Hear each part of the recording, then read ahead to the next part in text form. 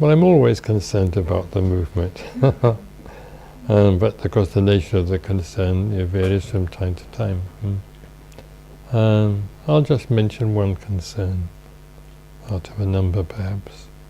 I think it was the year before last, I went to Buddhafield, and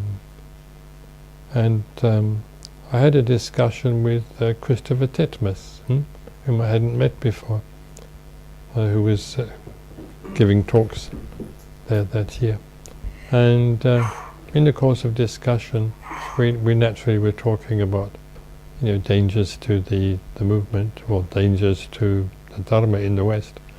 And he said he thought that the greatest danger facing the Dharma in the West was that it would be degraded in practice just to a form of psychotherapy. And I've been thinking about that, and I think I agree with him. Whether it's the greatest danger, I'm not so sure, but that it is a very great danger, I am quite sure. It is very easy, for instance, to teach meditation just as a means of developing peace of mind, or as a means of enabling one to cope better, with the world. So it becomes detached from the Dharma in its fullness, and someone can become a teacher of meditation in that sort of sense, that is to say, divorced from the Dharma very easily. And I think this sort of thing has happened to an extent in the States, where you get teachers who are just teachers. They can teach quite a number of different therapies, can even teach Buddhism if you want it, but the main thing is that they're teachers in some sort of almost neutral sort of way.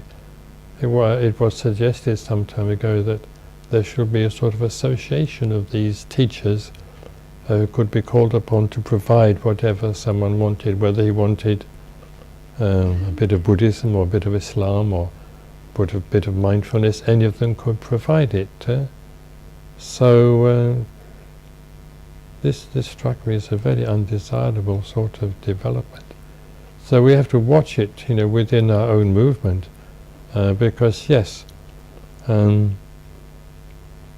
are some of these therapies which are useful, and people do need them often to an extent, helping to sort out some of their maybe psychological problems, but they're not the Dharma.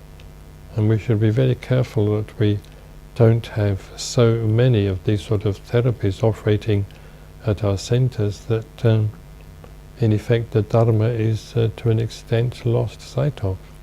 So I think we need to be very, very clear about this, and emphasize the teaching of the Dharma as the priority, and the teaching of these therapies, however useful, is having a very much subordinate place in our life and work and the program of the movement.